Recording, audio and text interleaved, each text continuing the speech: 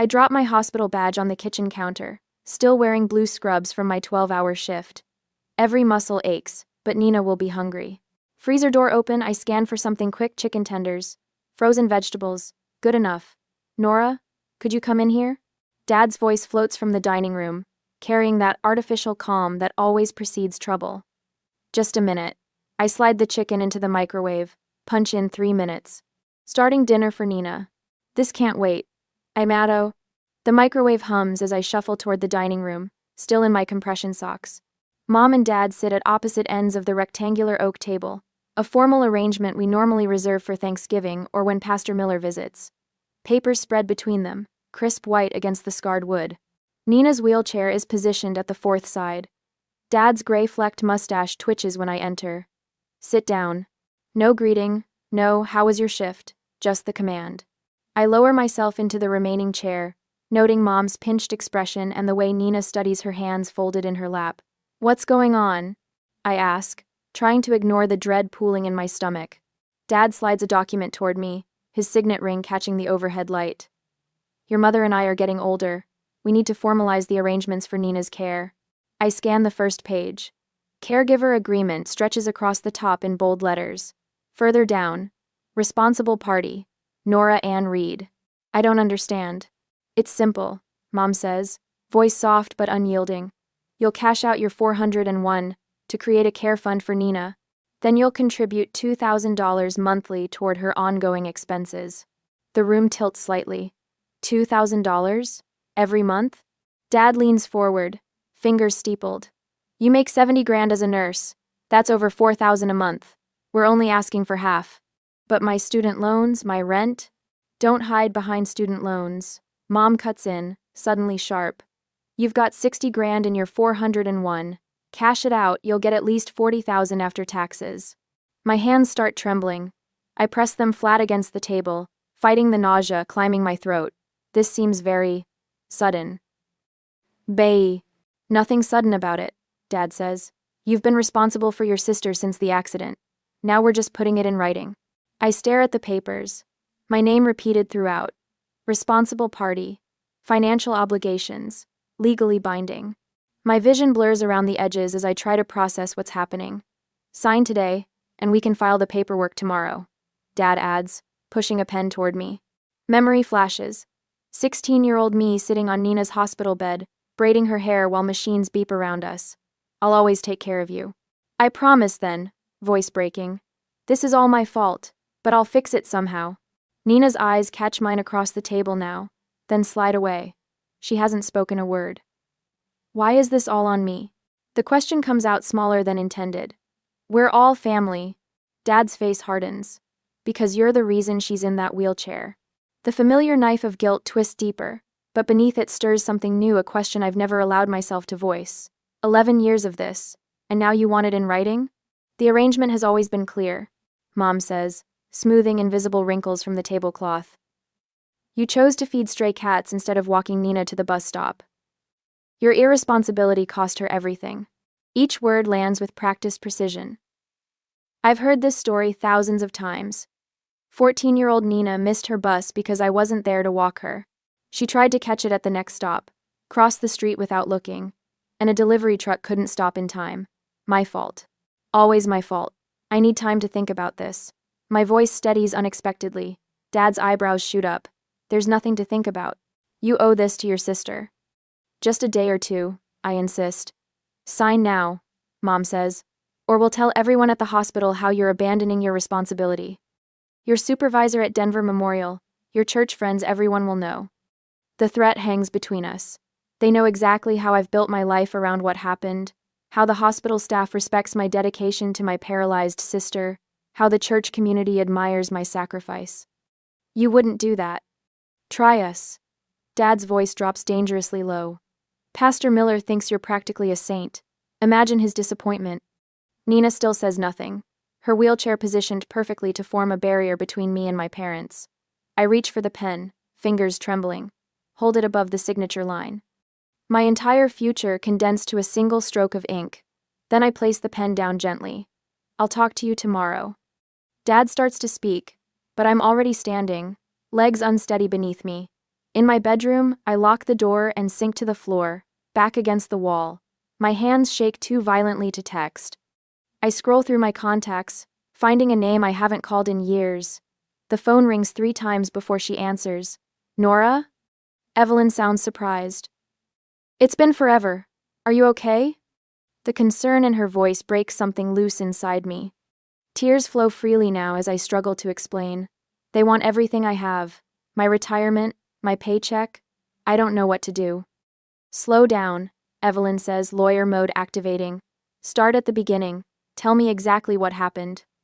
Between sobs, I explain the ambush, the papers, the threats.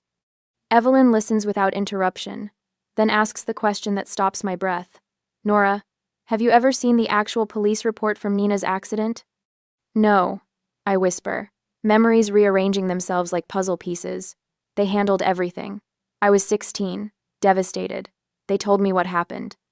Silence stretches between us before I voice the thought forming in the darkest corner of my mind. What if it wasn't my fault after all? Oh. The coffee shop buzzes with quiet conversation, a sanctuary far from my parents' reach.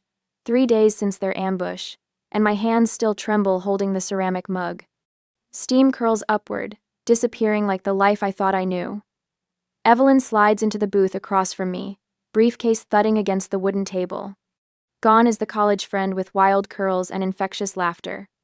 This Evelyn wears a tailored charcoal suit, hair pulled back in a sleek ponytail, eyes sharp with purpose. You look terrible, she says, no cushioning. That's the Evelyn I remember. 12-hour shifts plus avoiding my family will do that. I attempt a smile that feels more like a grimace. Haven't been back to the house except to sleep since, you know. She unlatches her briefcase with twin clicks. I found the police report. The words hang between us like a physical thing. I stare at the manila folder she places on the table, its edges crisp and official, containing either my imprisonment or my freedom. How bad is it? My voice comes out small, childlike. Evelyn doesn't answer immediately. Instead, she opens the folder, turns it to face me. Read it yourself. The black type blurs before my eyes. Location of accident: Westridge Road in Maple, 3.8 miles from our neighborhood. Time: 3:42 p.m. Vehicle involved: 1,998 Honda motorcycle. Driver: Jason Miller, age 17. Passenger: Nina Reed, age 14. This can't be right. I flip through the pages, scanning witness statements. This says she was on a motorcycle with some boy, miles from where I fed the cats. Keep reading. Evelyn's voice remains steady. Witness testimony jumps out at me. Female passenger was laughing, arms wrapped around driver's waist. Motorcycle attempted to beat yellow light. Delivery truck had green signal when collision occurred, but they told me she missed her bus because I wasn't there. That she was trying to catch it at the next stop when my throat closes around the words. They lied, Nora. Evelyn's fingers cover mine, warm and solid. They lied about everything. The coffee shop walls seem to tilt and sway. 11 years of guilt. 11 years of sacrificed dreams, of working double shifts, of apologizing with every breath for a crime I never committed. Nina was joyriding with her secret boyfriend. Evelyn continues, voice low. Jason Miller, captain of the JV basketball team. Your parents forbade her from seeing him, remember? Too old, too wild. Memories resurface, Nina whispering on the phone late at night, mysterious text messages, sudden interest in basketball games. Details I'd forgotten, buried under years of atonement. Multiple witnesses confirmed it. Evelyn flips to another page. Nina skipped the bus entirely that day to meet Jason. They were heading to the lake when they ran the light. My stomach heaves. I bolt for the bathroom, barely making it before emptying my breakfast into the toilet. Cold sweat beads on my forehead as I rinse my mouth, staring at my reflection hollow-eyed, pale, a ghost formed of other people's lies. When I return, Evelyn has ordered me fresh tea. The police report waits, inexorable as Judgment Day. The hospital records, I whisper, lowering myself carefully into the booth, the ones I wasn't allowed to see because I was too emotional. They knew from the beginning, didn't they? Evelyn nods, her lawyer face on. I spoke with the nurse who was there when Nina was brought in. Your parents immediately started constructing the narrative. Right there in the trauma room, while doctors were working on Nina, Your father was already saying you were responsible. The betrayal carves through me, a physical pain radiating from my chest outward. Why would they do this to me? Money, initially, then control. Evelyn pulls out more documents. Your grandmother left you $20,000 when she died, remember? 3 months after Nina's accident, your parents borrowed it for emergency medical expenses, but Nina's care was covered by insurance. Another memory surfaces signing papers while crying in Nina's hospital room, Dad's hand heavy on my shoulder. For your sister's future, he'd said. They made me delay college. My voice sounds distant, foreign. Said Nina needed me at home for her recovery. I took night classes while working days, watching her between shifts. They were, and your nursing degree? Who chose that career path? The question hits like a slap. Mom said it made sense, that I'd be better equipped to care for Nina. Yet nurses make significantly less than the engineering career you originally planned. Evelyn slides another document forward. Your starting salary would have been nearly double what you make now. My mind races, recalculating 11 years of manipulation. The guilt trips when I mentioned moving out. The constant reminders about my responsibility. Nina's occasional tearful apologies that never made sense until now. They've been planning this formal agreement for months. I realized aloud. That's why they kept asking about my 401. Evelyn nods. Without this document, they have no legal basis for their demands. They're scared, Nora. Of what? Losing their cash cow? Bitterness rises like bile. That's part of it. Evelyn hesitates. I did some digging. Your parents are underwater financially, second mortgage, credit card debt, medical bills not covered by insurance. Your father lost his job 6 months ago. The revelation should soften my anger, but instead it hardens into something cold and precise. He never told me. All those church fundraisers, the respect he commands in the community, it's a facade. People do desperate things when they're afraid. Evelyn says. Your mother had an emotional breakdown at the church fundraiser last month. Pastor Miller thought it was about Nina's condition, but it was financial pressure. The pieces click together with terrible clarity. And Nina? Did she know? She had to, Evelyn confirms gently. She was 14, not 4. She remembers the accident. The betrayal from my sister cuts deepest of all. 11 years of silent complicity while watching me sacrifice everything. They're not cartoon villains, Evelyn cautions, reading my expression. They're genuinely scared of losing their home, unable to fund Nina's therapies without your income. Your mother truly believes Nina's future depends on your sacrifice. That doesn't make it right. My voice hardens. No, it doesn't. Evelyn closes the folder with finality. The good news is they have no case. The statute of limitations expired years ago. Even if Nina's accident had been your fault, which it absolutely wasn't, they have no legal standing to demand ongoing support. For the first time in days, I feel something like hope stirring. So what do? We gather more evidence. The police report is just the beginning. Evelyn ticks off points on her fingers. We need witness statements, Nina's ex, boyfriend's testimony, your Aunt Laura who overheard your parents at the hospital. Jason Miller still lives in Denver. I recall suddenly. He coaches basketball at Westridge High. Perfect. And I know someone else who can help. Evelyn pulls out her phone. Marcus Bennett, investigative journalist specializing in family frauds. He broke that story last year about the couple who faked their child's illness for donations. The magnitude of what we're planning finally hits me.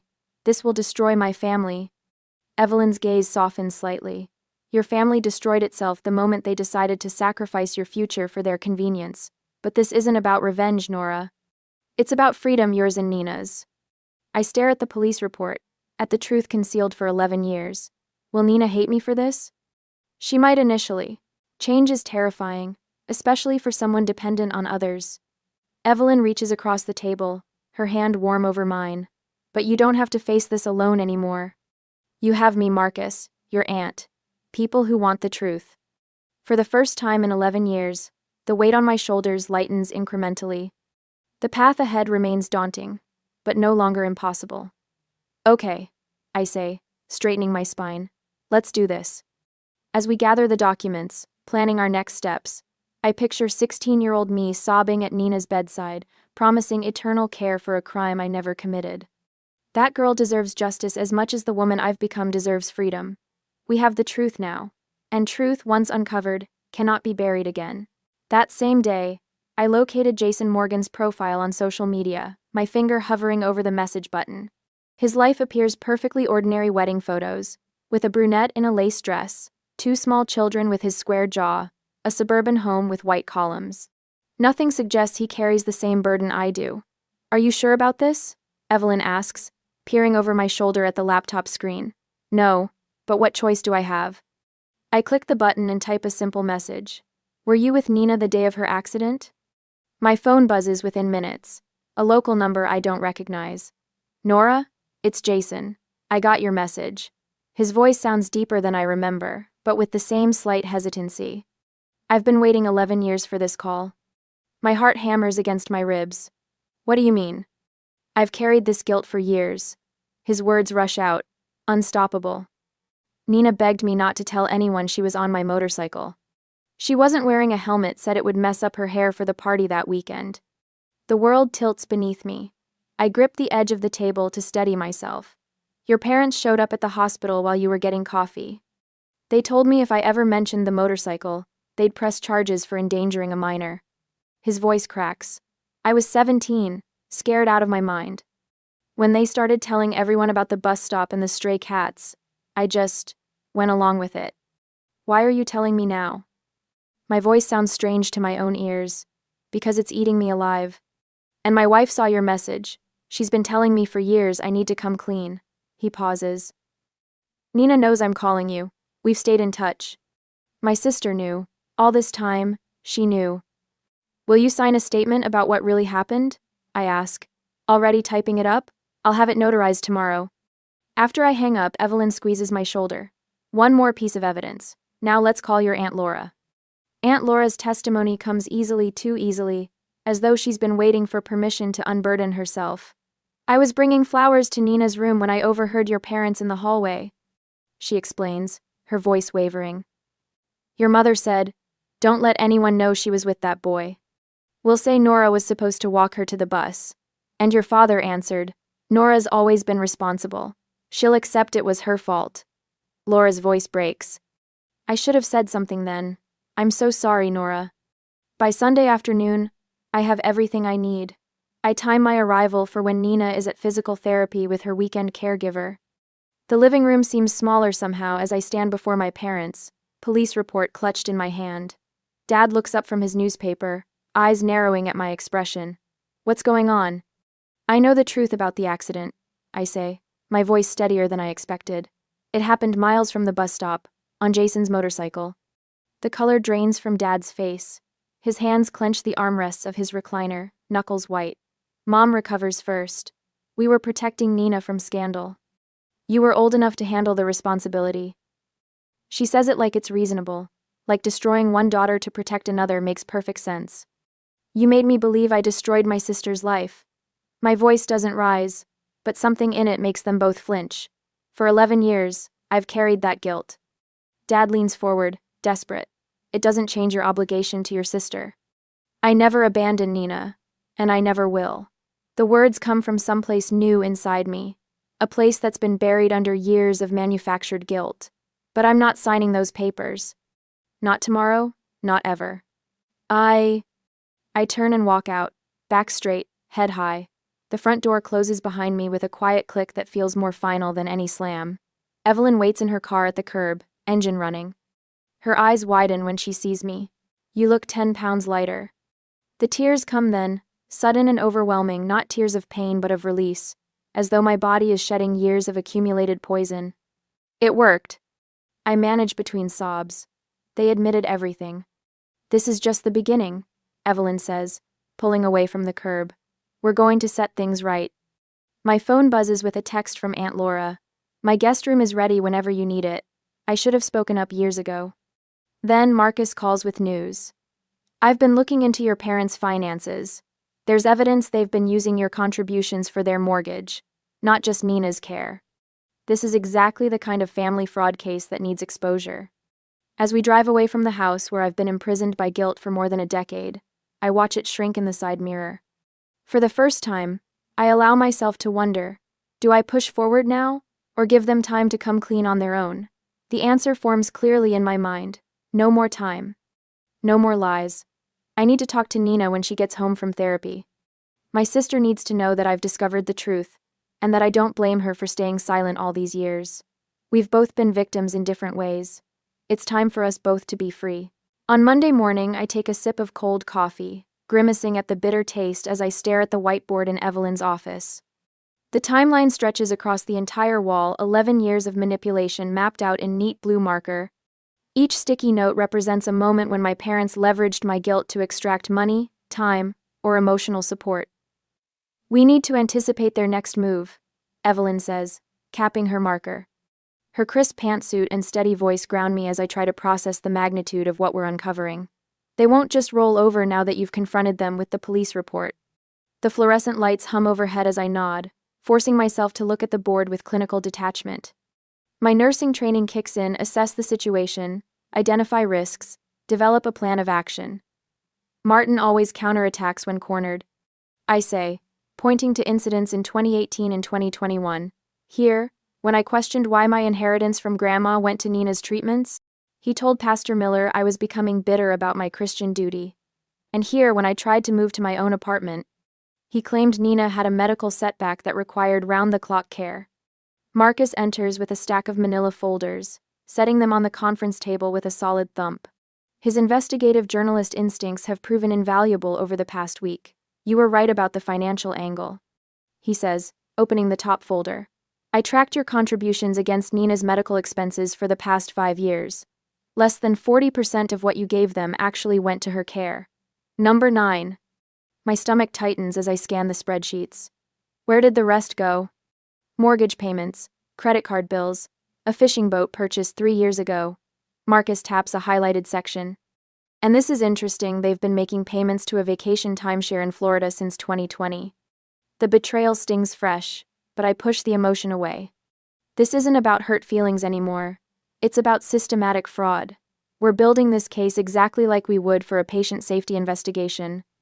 I tell them, falling back on familiar professional territory, documentation, pattern recognition, witness statements. Evelyn nods approvingly.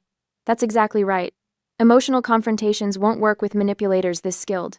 We need to dismantle their control systematically. Over the next few hours, we organize our evidence with military precision.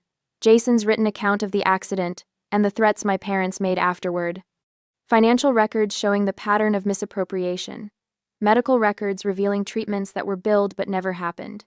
I feel a strange calm settling over me as we work. For years, I've approached my family situation with guilt and fear.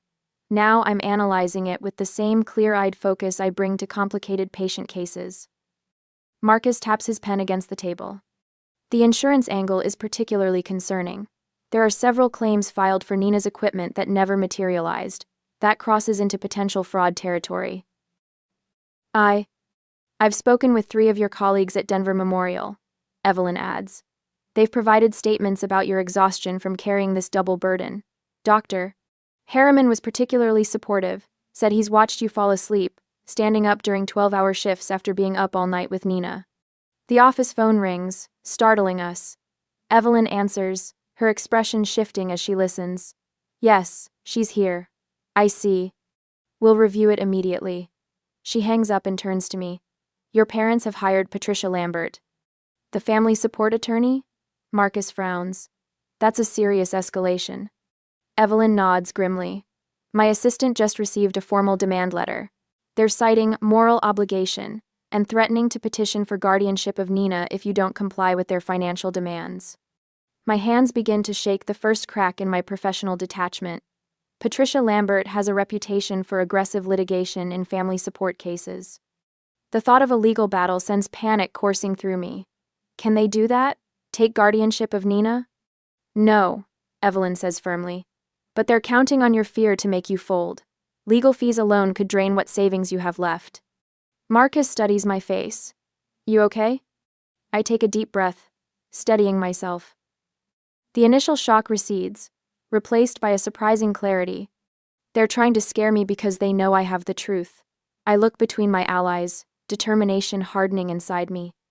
How far are they willing to go to maintain this lie? The answer hangs unspoken in the air between us. My parents have spent 11 years constructing an elaborate deception. They've manipulated our entire community. They've stolen my money, my time, my peace. They won't surrender easily, but neither will I. 3 days after gathering more evidence, I spread the documents across Evelyn's polished mahogany conference table, each piece of evidence meticulously labeled and organized in chronological order. The police report sits at the center, its official letterhead a stark reminder of the truth I was never allowed to see. "This is everything?" Evelyn asks, reviewing our preparation checklist. "Every scrap of evidence from the last 11 years. I adjust my reading glasses, still unaccustomed to their weight after years of neglecting my vision for more pressing concerns. These are the new documents, plus the old ones that we found, including Jason's sworn statement about the motorcycle accident, Nina's medical records showing treatments that never happened, and bank statements tracking where my money actually went." Marcus enters with a thick manila folder. His investigative journalist precision has proven invaluable over these weeks of preparation. "I found something." He places a document on the table. "Your parents applied for a second mortgage 6 months ago, using your signature." My stomach clenches. I never signed anything. "Exactly." He points to the signature line. "It's a forgery. The bank's forensic document examiner confirmed it yesterday." Evelyn nods, adding the document to our evidence binder. This moves beyond emotional manipulation into criminal territory. I study the forged signature, recognizing Dad's distinctive pressure points. Even his forgeries bear the imprint of his controlling nature. "I've filed the restraining order against your parents." Evelyn continues. "That should prevent further harassment while we complete our preparations." The whiteboard behind her displays our timeline: 11 years of systematic manipulation, reduced to bullet points and arrows. Something about seeing it visualized this way strips away the emotional haze that clouded my judgment for so long.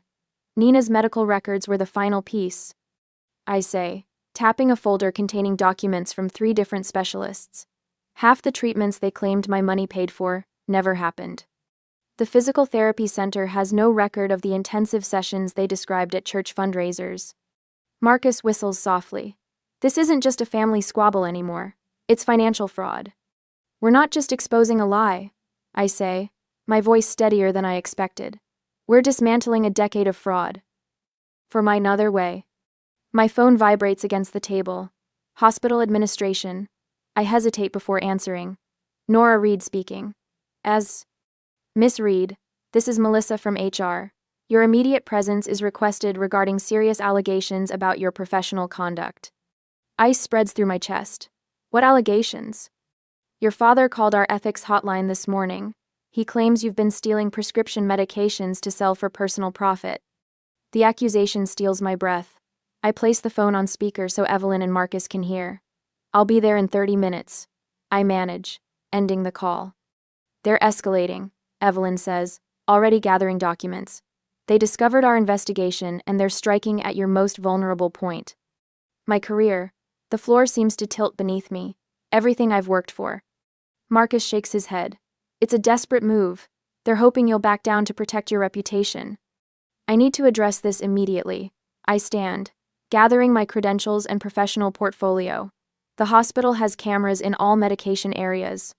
The accusation will fall apart under scrutiny. "I'll come with you," Evelyn offers, "as your attorney." 2 hours later, I sit across from my supervisor, Janet, while hospital security reviews medication access logs. The tension in my shoulders eases as Janet studies the documentation. "These allegations have no merit," she concludes, closing the file. "Your dispensing record is impeccable, Nora. I'm sorry you're going through this family situation." In the parking lot afterward, Evelyn squeezes my hand. "You handled that perfectly. Professional, composed, nothing like the panicked reaction your parents expected." "Should I confront them now?" I ask, watching the afternoon sun glint off hospital windows. "Or wait until our case is airtight?" Back at Evelyn's office the following morning, we convene for our final strategy session. The evidence binders stand ready, each document tagged and indexed. Marcus has assembled a multimedia presentation displaying the timeline of manipulation. "I've contacted everyone who witnessed their manipulation over the years," Marcus reports. "Former neighbors, church members, even Nina's doctors who received conflicting stories about her care." The financial evidence alone is enough to shut them down completely, Evelyn adds. The forged mortgage application gives us significant leverage. I study the assembled materials, the culmination of weeks of methodical work. The transformation feels almost physical, the constant weight of guilt replaced by clarity of purpose. We're ready, I say, my voice steady. It's time to end this. On Wednesday next week, doorbell chimes, pulling me from my thoughts as I smooth the wrinkles from my navy slacks. My phone buzzes with a text from Evelyn. We're in position. Stay calm. These past weeks have felt like training for battle, gathering evidence, building legal arguments, documenting years of manipulation. Now, standing in my childhood living room, watching relatives file in with solemn expressions, I realize no amount of preparation could prepare me for this. Mom gestures everyone toward the dining room, transformed into what can only be described as a tribunal. Extra chairs circle our oak table, each position set with a water glass and notepad like some twisted board meeting. Dad stands at the head, shoulders squared in his Sunday suit. Thank you all for coming on such short notice. He begins, voice carrying the practiced sincerity that once fooled me too. This is difficult, but family matters require family solutions. I scan the faces Uncle Robert and Aunt Patricia, Mom's sister Grace, two elders from church, Pastor Miller with his Bible placed precisely before him, and a silver-haired man in an expensive suit who must be their attorney. Nina sits in her usual spot, eyes fixed on her folded hands. Dad continues while Mom distributes stapled packets. For those who don't know, Nora has been responsible for Nina's care since the accident 11 years ago. Recently, she's decided to abandon that responsibility. The accusation lands like a physical blow, exactly as intended. Shocked murmurs ripple through the room. That's not what's happening, I interject, but Dad raises his hand. Please, let me finish. His voice drops, thick with manufactured emotion. We've covered Nina's expenses as best we could, but Martin's health issues have made working full-time impossible. First lie, he was fired for poor performance. Mom takes over seamlessly, opening a binder of medical bills. These are just from the past 6 months. Without Nora's contribution, Nina's physical therapy will stop entirely. Second lie, insurance covers most of those therapies. Nora makes $70,000 a year as a nurse. Dad adds, eyes glistening with tears that appear on command. We're only asking for $2,000 monthly. She has retirement savings she could access for the initial care fund. Uncle Robert turns to me, confusion and disappointment etched across his face. How could you do this to your sister? The room feels suddenly airless, walls closing in as each relative absorbs the carefully crafted narrative. Pastor Miller clears his throat, his expression grave. Perhaps Christian mediation would help resolve this. Nora, your sister needs you. Surely we can come to an arrangement that honors your family obligations?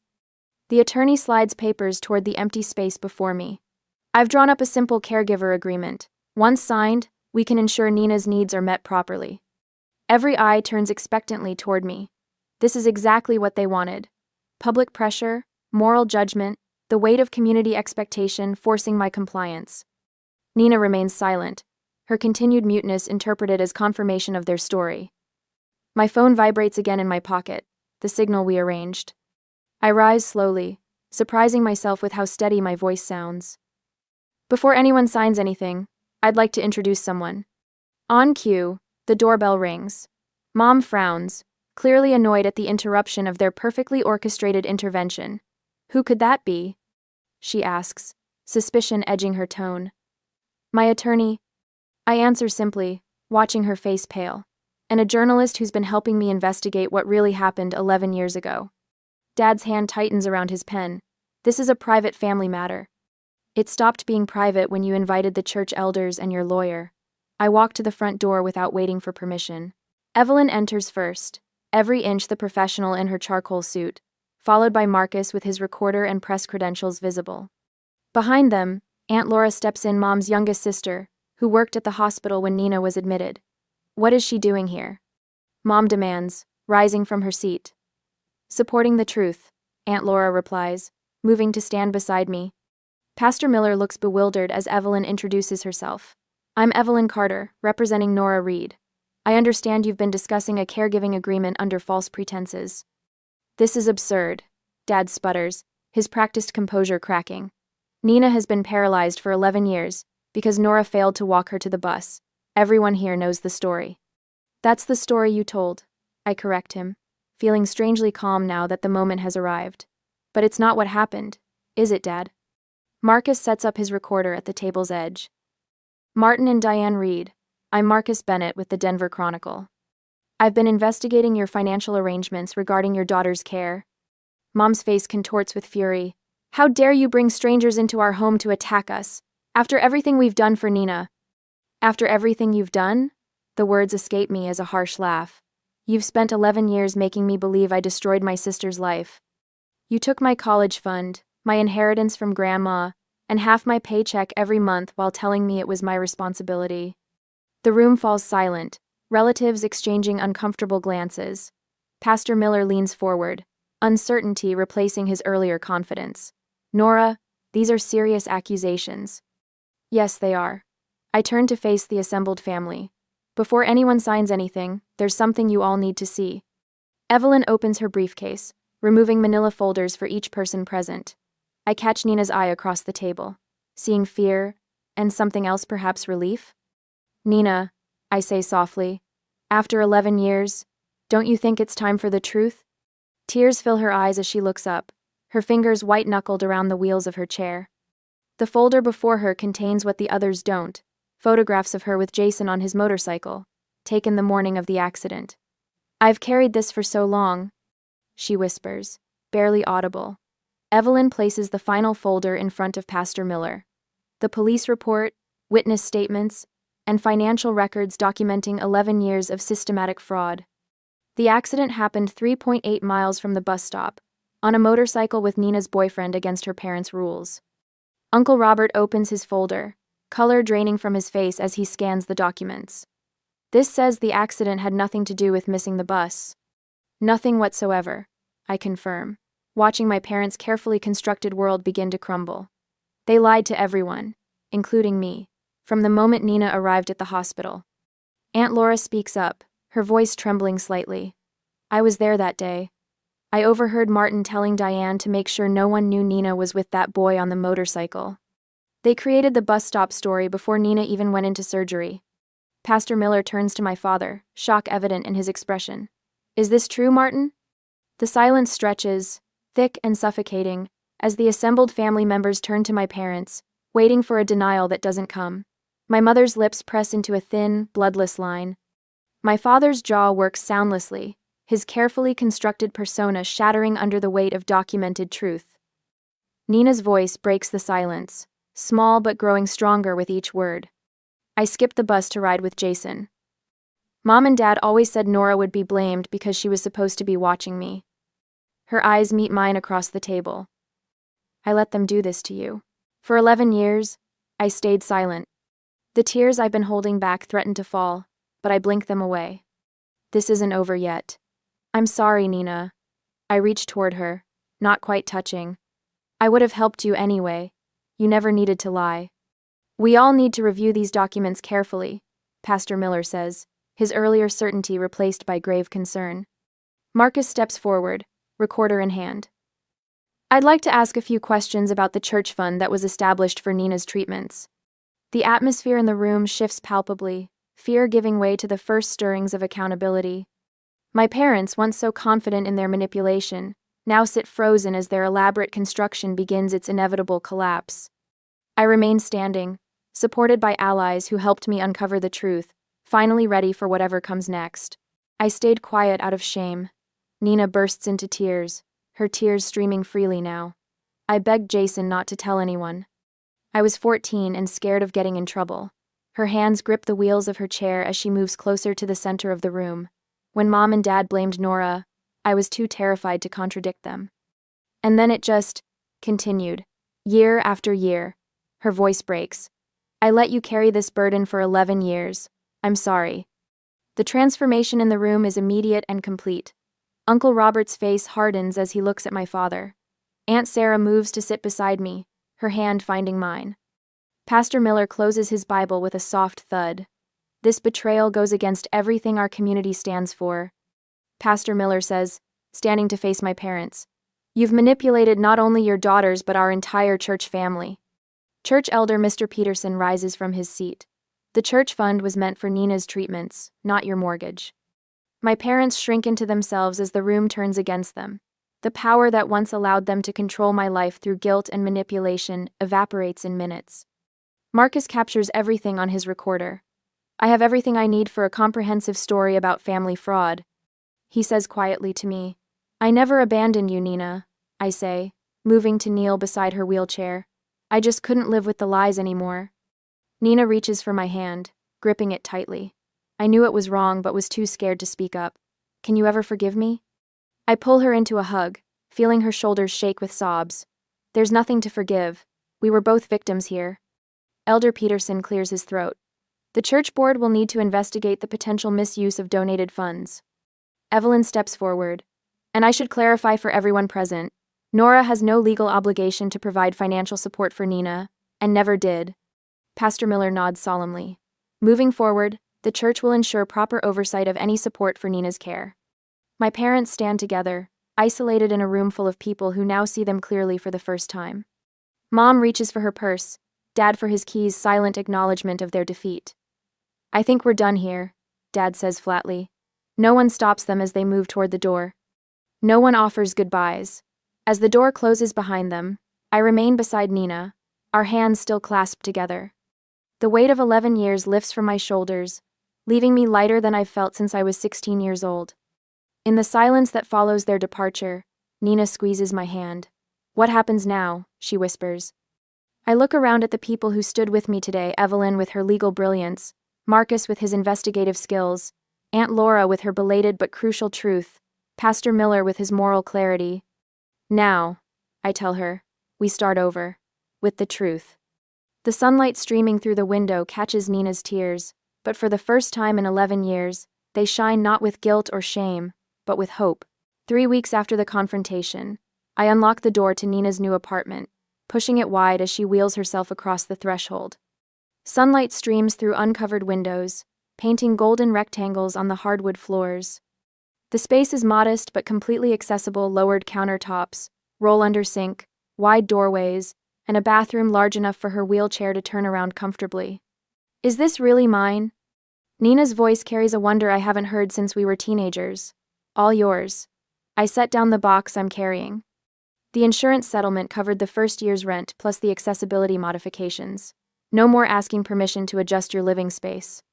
Nina wheels herself through the apartment, running her hand along the countertops. Her shoulders have straightened in recent days, the perpetual curve of apology gradually disappearing. Dad called me again last night, she says, stopping at the window overlooking a small community garden. He sounds desperate. They should be worried. I unpack dishes into low cabinets. Pastor Miller told me the church board started an investigation into the misused funds. And that's not counting the insurance fraud charges. Nina nods, a complicated mixture of emotions crossing her face.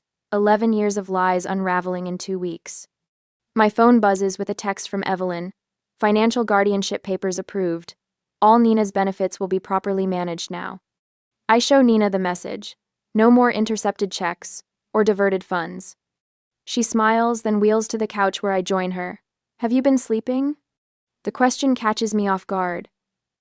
Actually, yes. For the first time in forever. Last night I slept 8 uninterrupted hours without guilt-laden dreams of Nina falling or crying out for help. How about you? I keep waking up thinking I need to call them, then remembering I don't have to report to anyone anymore. She adjusts her position. Yesterday I applied for those disability benefits they always said I wouldn't qualify for. The ones they told you required my support to receive? Exactly those. She laughs, a sound I'd almost forgotten. Turns out I've been eligible for a decade. I open another box marked kitchen and begin sorting through utensils. I enrolled in the nurse practitioner program. Nina's eyes widen. The one you've talked about for years? Starting next semester. Without $2,000 leaving my account every month, I can actually afford tuition and a small apartment near campus. The golden afternoon light shifts as we continue unpacking. 3 nurses from my unit arrive with dinner and more boxes. Marcia, the charge nurse, who has watched me stumble through exhausted shifts for years, hugs me fiercely. We've started a rotating schedule to help Nina with anything she needs while you're in class, she says. The entire unit signed up. Nina accepts their embrace with tears in her eyes. I never knew how many people cared. After they leave, we sit together on her new patio as evening settles around us. Crickets chirp from the community garden below. Nina's apartment feels nothing like our parents' house. No heaviness, no walking on eggshells, no constant reminders of obligation. For years I thought caring meant carrying everyone's burdens.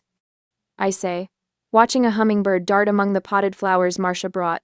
Now I see it means helping people stand on their own. Nina reaches for my hand.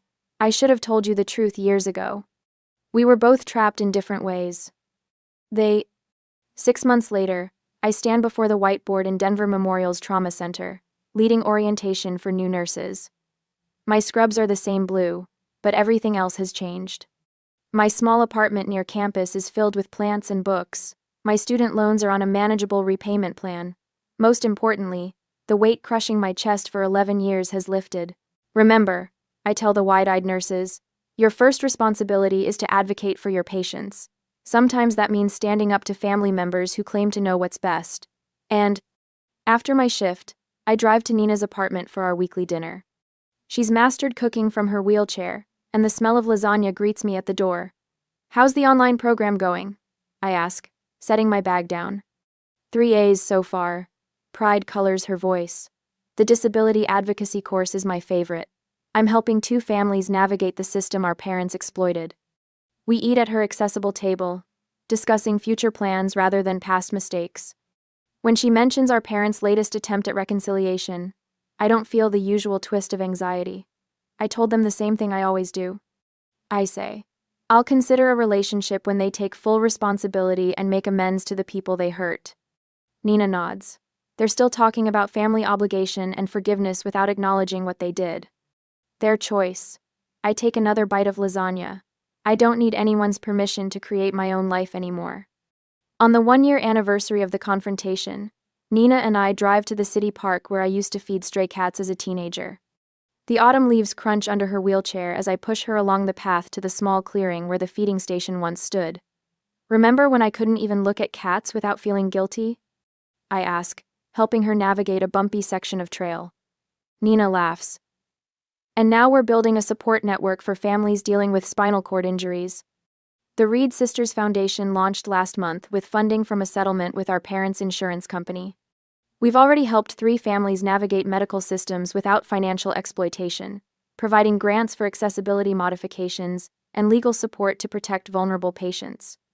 Later that evening, we attend Nina's physical therapy milestone celebration.